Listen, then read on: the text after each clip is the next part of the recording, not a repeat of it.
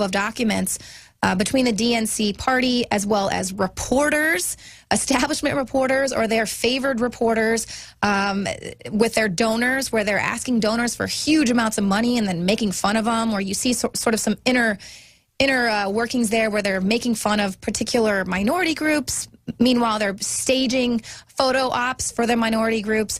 Joining me now, Margaret Howell. So let's go ahead and talk about the DNC leaks and how the narrative is kind of being pushed at this point. Well, Leanne, mainstream media, first of all, they're saying that Russia's foreign intel agency is responsible for the leak. The focus is on Russia, not actually the treasure trove of emails and what's in them. Right, because they need a boogeyman, because it can't be Clinton and the DNC. Exactly.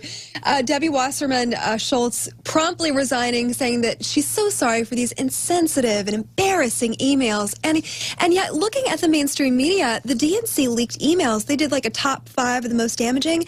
Nothing on their list is even remotely close to the most damaging aspect of this email find. It's just crazy that they're pointing out. One thing that they did point out, Sanders' religion, and he is an atheist. He's a presumed atheist. He's of Jewish descent. Obviously, he's an atheist Jew. And they wanted to point out the DNC chief financial officer, Brad Marshall, one email said it might make no difference except for Kentucky and West Virginia, which I find particularly offensive, being from Kentucky myself. He was trying to rile up the Southern Baptists by pointing out that Sanders is an atheist because he understands that the Christian culture has a love and acceptance and they stand with the Jewish faith. So he was trying to separate those two and push it in these two states to get them to turn on Sanders, which is like, oh my gosh, wow, that's really... And meanwhile, at the same time, Hillary Clinton tweeted out over the weekend, like as all of this is going on, she's putting out the video about, oh, well, Donald Trump really must like architecture or something because he's talking about the star,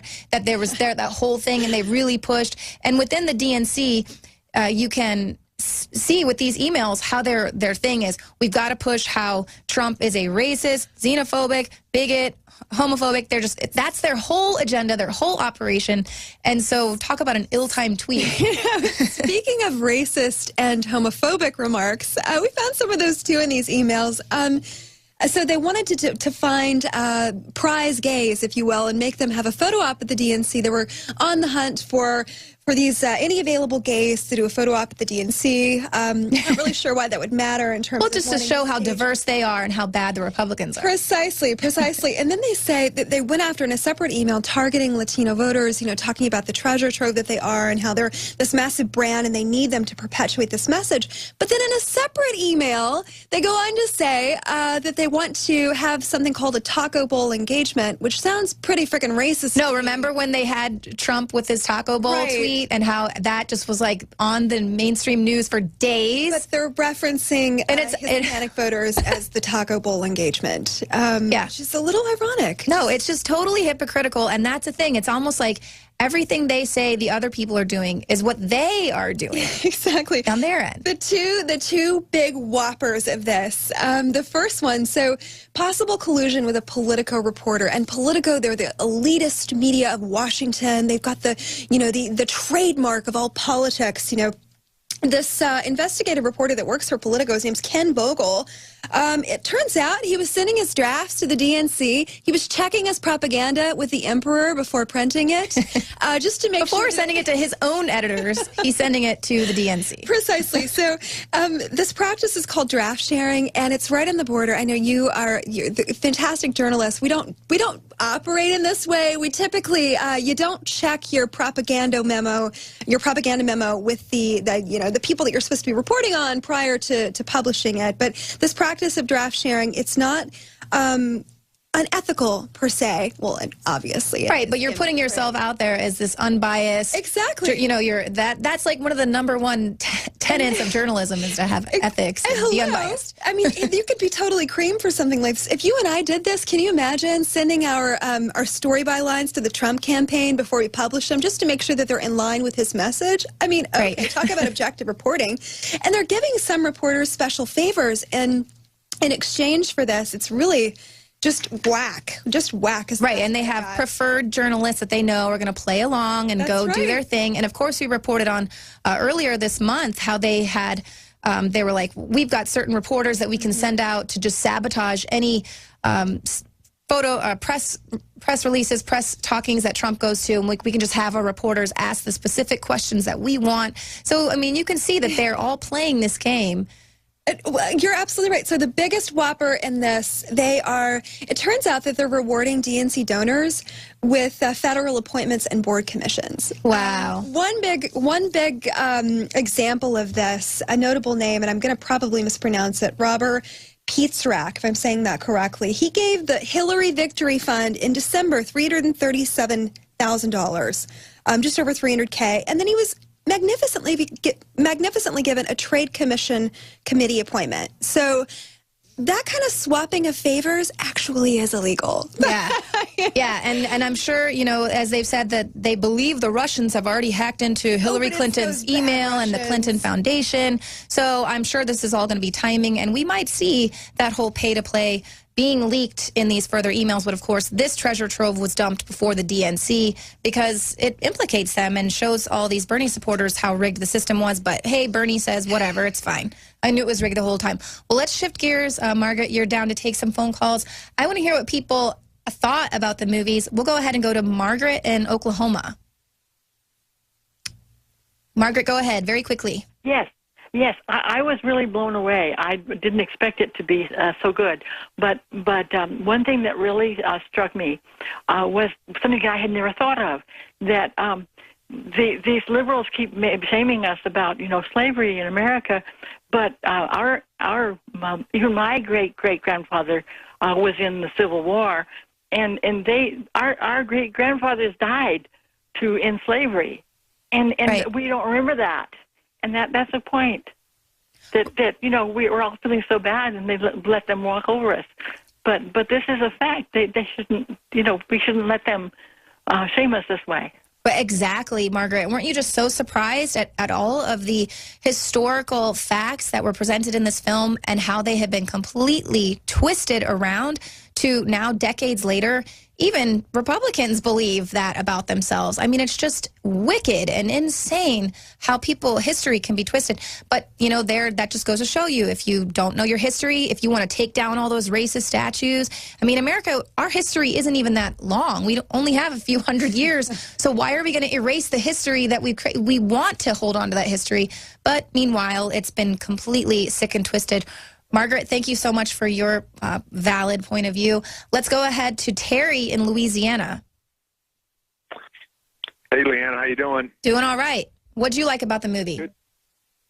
I liked everything, basically. I mean, it goes into the history of the Democratic Party and how it's steeped in slavery and Jim Crow laws and the whole anti-black thing, and how it flipped with Lyndon Johnson in the early 60s. And it has a famous quotes by Lyndon. I'm sort of not, it wasn't a historically accurate film, but it was portrayed where some of the things he said in private letters when I think he was the senator for Texas, showed him saying that, you know, in a group to his close buddies. And it shows how they flipped all that. And it's kind of, they bamboozled the blacks. And it's like, give them just enough, as Lyndon said. Right. He'll have them voting Democrat. Yeah. I mean, no, it's just, and we've reported on that here as well. But how insane is that they did it? It worked. Here they are voting Democrat. And even though you see all of these failed cities are Democrat. But the biggest thing to me was the whole gang, criminal gangsterism that he picked up in prison, that Dinesh D'Souza picked up in prison, where they're talking about, you know, you get a plan, you hire a crew, you got it, you just execute the plan. And they use and then deny. Yeah, deny. That's exactly what they portrayed. You know, well, most politicians, in fact, but especially the Democrats, especially the Hillary Clinton type, that's exactly what they do. Yeah, look, vote for me. You'll get a house. You get to keep your doctor. You get to keep the same plan. Your health care bills are going to go down. I didn't send any classified emails. Oh, I didn't do this. My private server that I had stored in my bathroom closet wasn't hacked by the Russians. Oh, but the Russians are expert hackers who've been able to hack into the DNC, but they didn't get me and my superb bathroom setup there I've got for my private server. Thank you so much, Terry in Louisiana. Excellent points. All right, let's move on quickly to Mark in Indiana. Hello. Hey, go ahead, Mark, real quick. What'd you like about the movie? Oh, man, I love the whole thing. I'll tell you what, I'm going to go see it again. That's how good it was. I know, it was so much information. I went and seen it Saturday, and it was a hot day, and I went to the show, and I even went, when I went and seen that one, man, I was crying, you know, and I'm a man, you know, us men don't cry. But yet, I'll tell you what, it made me cry. And then at the end, when they started singing, there was a whole bunch of us at the end stood up. Started singing along. I know we saw that in the theater we were in as well. Thank you, Mark, in Indiana. It really is very good, and that's the thing, is a lot of people get up at the end. We're hearing reports around the country that people are getting up and giving it a standing ovation. You go buy a ticket for your friend and make sure your friend is a Democrat and take him to go see this movie. All right, let's go on with Brad in Louisiana. You wanted to talk about Clinton Cash documentary. Hi, Ms. McAdoo. Yes, I saw it twice. I thought it was great. It was very obvious to me that the only thing that the Clintons learned in law school was the term quid pro quo from that movie. And to tell you the truth, I think they've victims of arrested development. You know, they're still in that infantile concrete stage where you think the world revolves around you and it's me, me, me. There's not a benevolent bone in any one of the two Clintons' bodies. What struck me the most was the treatment of the people in Haiti. They are totally about themselves, for themselves. They are just as anti-American, I believe, as the Obama administration is, with selling uranium to Russia and all these deals in foreign countries with dictatorial administrations, and seeing that China gets the benefits from it. Nothing for America and its peoples. Right. She doesn't care about women. She doesn't care about sovereignty. She doesn't care about blacks. She doesn't care about whites. She doesn't care about anything but her and money. Exactly. And it's all about them. It has always been about them. And it is this total ploy to steal America. These families, these monarchies that we've basically adopted here in this country, that's what they're all about. It's their own new world order, and it's set up for them. It's not set up for the American people. We're going to go ahead and take one last call here from Robert in Connecticut. Go ahead. Hey, Leanne, how are you today? Listen, I saw Clinton Cash yesterday online with Breitbart. One of the things that I was really surprised at, well, we know they're criminals, the Global Clinton Initiative, a big money laundering operation, payoff scam, the whole deal. But the Ugandan, genocide in Uganda, or Rwanda, I should say, the Hutu and the Tutsi. It explained to me a little bit about the dynamics of it wasn't a tribal issue there. It showed that it was a social issue. The Tutsis had 20% of the population. They were the ranchers, and the Hutu were the farmers. Now, Clinton, following up the policies of the shadow government of George Bush, funded and supported the reinvasion of the Tutsi that moved it back in there in 1990, coming from Uganda. Now, they killed over 1.2 million people, Hutu and Tutsi, as they made their progress to the capital of Kigali. The people that were doing this, he's the president now, and the Clinton Global Initiative just gave him a big award. But he was in charge of the genocide, and the genocide essentially consisted of all the people that were in their way. And then once they got there, they blamed the Hutu on the genocide. Wow. So, and I was flabbergasted at the amount of money that they can believe they can get away with. When Hillary Clinton was Secretary of State, she had decisions to make at the State Department, and all of a sudden Bill Clinton's in Russia speaking for $700,000 for a speech. And, they passed the uranium deal.